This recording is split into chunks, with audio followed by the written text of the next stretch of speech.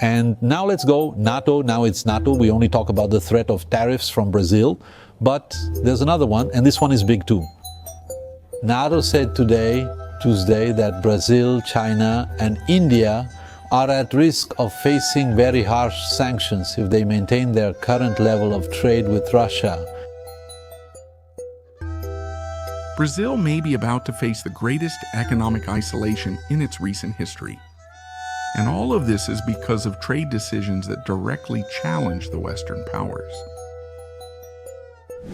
NATO, which is made up of 32 countries, is threatening to impose heavy sanctions on Brazil after the current Brazilian government doubled its imports of Russian products since the start of the war in Ukraine. These imports, which totaled more than $12 billion last year, are focused on oil and mineral resources, exactly the sectors most sensitive for Europeans in the United States. In this scenario, Brazil is no longer seen as neutral, but as one of the indirect financiers of the Russian invasion. Welcome to Life in the Barracks.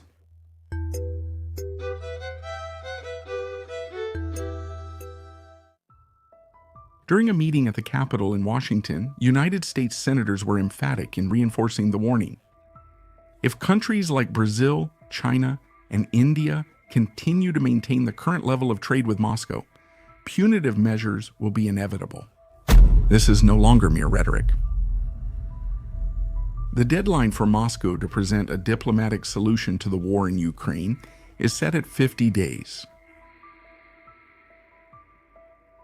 The key issue is not the warning, but how it's implemented. The Brazilian government may be about to trigger the imposition of tariffs of up to 100% on its exported products, directly affecting crucial sectors such as agribusiness, mining, and the food industry.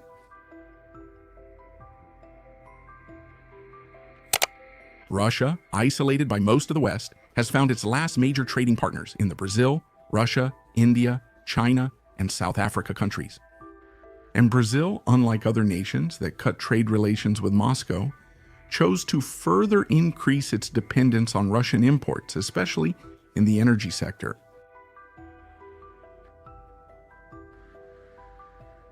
This stance, contrary to most Western allies, put Brazil on the sanctions radar. The message that the current Brazilian government sends to the world is that it is willing to risk its ties with the United States and Europe to maintain its closeness with Vladimir Putin.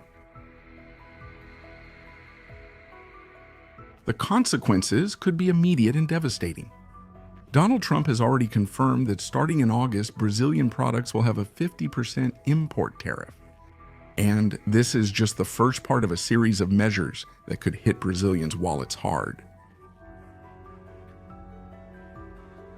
The United States is the second largest buyer of Brazilian products, second only to China. With the new tariff, these products will become more expensive, less competitive, and can be easily replaced by suppliers from NATO-aligned countries. Companies that depend on exports to the United States or Europe may simply stop producing. Without buyers abroad, products pile up at the ports, domestic prices plummet, and thousands of jobs could disappear within a few weeks. Reduced exports lead to decreased revenue for Brazil, triggering a domino effect. With less revenue, public investment cuts follow. Reduced investment slows the economy. In this cycle, the people suffer the most.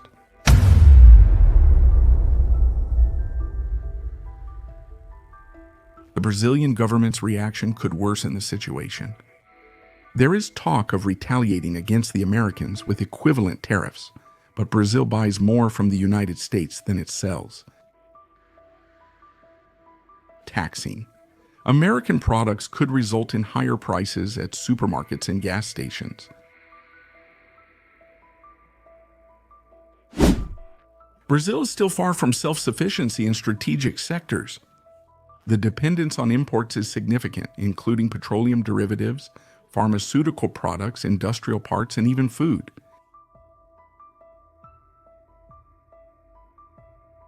Retaliating against the United States in this context could be a serious strategic mistake for the nation's future. In the energy sector, for example, Brazil needs to import specific types of oil for refining. This is crucial for maintaining stable domestic supply. And in the technology sector, the country still imports a large part of the components that drive its industry. Brazil imports oil despite extracting nearly 3 million barrels daily, ranking as the world's 9th largest producer. Offshore fields produce 97% of this output, with pre-salt reserves making up 74% of the total. Half of this production is exported, and the other half is used in the 18 existing refineries, where it is turned into fuels and derivatives. However, the country still needs to import about 160,000 barrels per day from countries like Saudi Arabia and the United States to supply these refineries. If we produce more than we consume and still export, why do we need to import? Pre-salt oil is not ideal for fuel production due to its heavy composition. NATO sanctions may include, in addition to tariffs, technological restrictions, freezing of foreign investments, and even blocking international transactions with Brazilian companies involved in contracts with Russians. This commercial blockade, if approved by the 32 NATO countries, would turn Brazil into a kind of economic pariah in the West.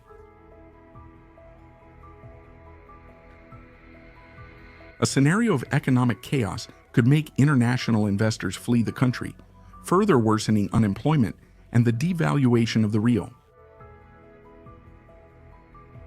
The rise of the dollar would increase the prices of everything that is imported, from medicine to fuel, causing the population to quickly feel the impacts.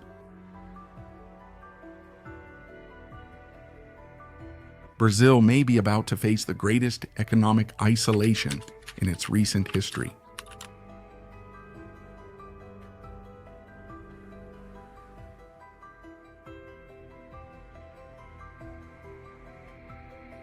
The international community interprets this commercial approach between Brazil and Russia as a political gesture, not just an economic one, and that comes at a cost.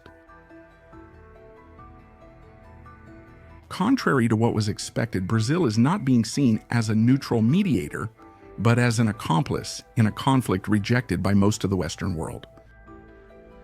This isolation could even affect multilateral cooperation agreements, such as negotiations with the European Union and partnerships with the Organization for Economic Cooperation and Development, the Organization for Economic Cooperation and Development. Brazil risks being excluded from strategic pacts that could boost its economy in the coming decades. The escalation of tensions shows that the Brazilian government needs to act urgently. Either it strategically backs down, reducing the volume of Russian imports and opening dialogue with NATO countries, or it prepares to face a commercial collapse that could last for years. Any misstep could turn an external crisis into a national disaster. Life in the Barracks keeps you current on all things military. Leave your like, subscribe, and watch one of the videos appearing on your screen. Onward, fighters, until next time.